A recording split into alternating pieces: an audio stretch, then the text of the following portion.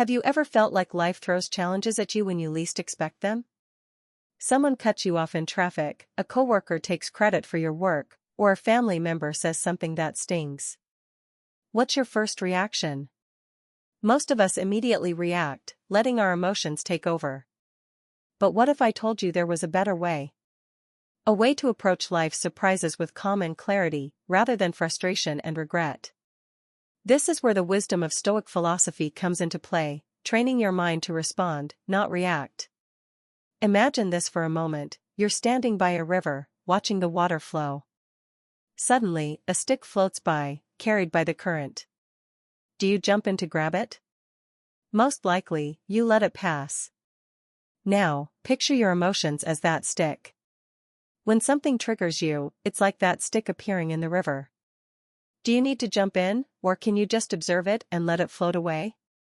Stoicism teaches us to do the latter.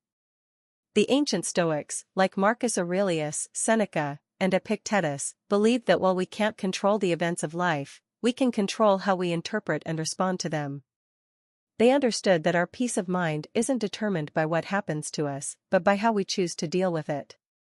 Have you ever noticed how two people can experience the same event but react entirely differently? One might stay calm and composed, while the other explodes with anger or frustration. Why is that? It's all about mindset. Let's take a simple example. Think of a time when someone criticized you. Did you immediately feel defensive or upset?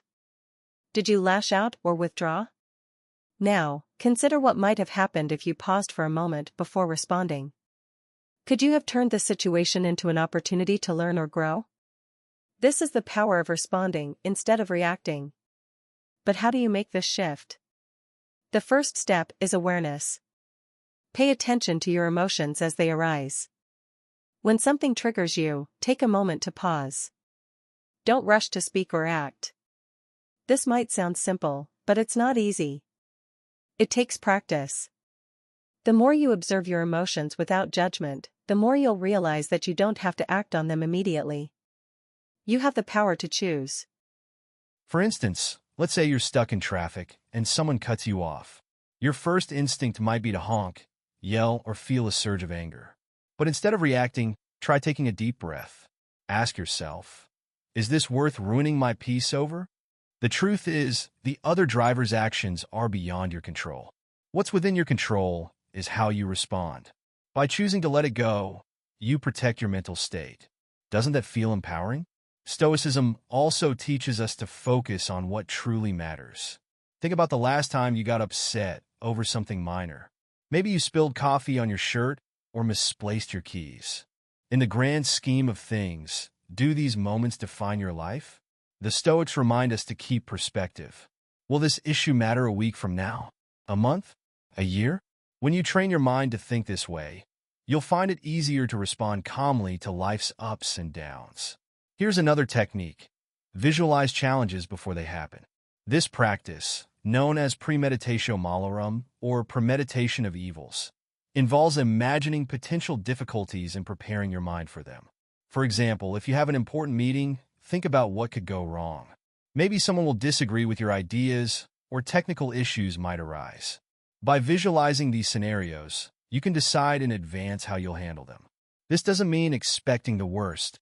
It means being ready for it. Have you ever admired someone who stays calm under pressure?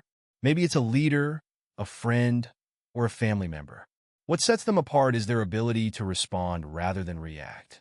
They don't let their emotions control them. Instead, they stay grounded and think clearly.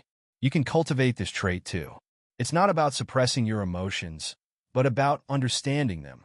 Ask yourself, why am I feeling this way? What's the best way to handle this? One of the most powerful tools in Stoic philosophy is the idea of amor fati, or love of fate. This means embracing everything that happens, good or bad, as part of your journey. Can you see challenges as opportunities to grow? Can you accept that life won't always go your way? When you adopt this mindset, you'll find it easier to respond with grace and resilience. Let's talk about setbacks. Have you ever faced a situation where things didn't go as planned? Maybe you didn't get the job you wanted, or a relationship ended. In these moments, it's natural to feel disappointed or hurt. But instead of reacting impulsively, consider what the Stoics would do. They'd remind themselves that setbacks are part of life. They'd focus on what they can learn and how they can move forward. Can you do the same? Can you see obstacles as stepping stones rather than roadblocks? Another essential aspect of responding is gratitude. When was the last time you paused to appreciate what you have? In the hustle and bustle of life, it's easy to focus on what's missing or what's going wrong. But gratitude shifts your perspective. It reminds you of the good in your life. The next time you feel triggered, take a moment to reflect on something you're grateful for. It could be as simple as a kind word from a friend or a beautiful sunset. Gratitude can instantly change your emotional state and help you respond with a clear mind. It's also important to surround yourself with people who inspire you to be better. Think about your circle of friends and colleagues. Do they encourage you to grow, or do they fuel negativity? The people you spend time with can influence how you respond to life. Seek out those who embody calmness and wisdom. Learn from their example. And remember, you have the power to be that person for someone else. If you found these insights helpful, consider subscribing to our channel. Together, we can explore more ways to live with intention, clarity, and purpose. Remember, life isn't about what happens to you. It's about how you respond.